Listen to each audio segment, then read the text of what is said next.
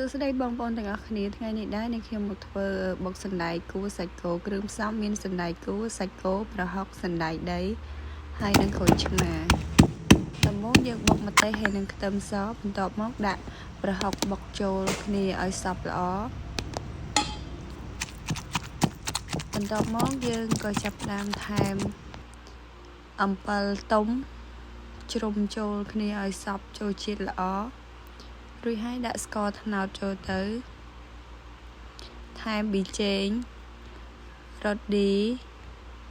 ហើយនឹងទឹកត្រីជ្រុំចូលគ្នាឲ្យសព្វចូលជាតិល្អរួចយើងក៏បន្ថែមក្រូចឆ្មាបន្តិចចូលទៅក្នុងនឹងកូរច្បល់ឲ្យសព្វចូលជាតិល្អហើយយើងដួសវាដាក់ចូលទៅក្នុងសាច់គោបន្ទាប់ពីដួសដាក់ក្នុងសាច់គោយើងហើយកូរច្បល់ឲ្យសព្វចូលជាតិល្អហើយបន្ទាប់មកយើងក៏ទៅបុកសណ្តែកគួរពេលបុកសណ្តែកគួរម៉ត់ហើយយើងម៉ត់មកល្មមហើយយើងក៏ដួសវាដាក់ចូលទៅក្នុងសាច់គោបន្តទៀតបន្ទាប់មកយើងបុកសណ្តែកដីបន្តិចចូលហើយយើងកូរច្បល់ចូលគ្នាឲ្យសព្វភ្លក់មើលឲ្យចូលជាតិល្អបន្ទាប់មកដួសដាក់ចានហើយរោយសណ្តែកដីរោយជីពីលើរោយម្ទេសពីលើជាការស្រេច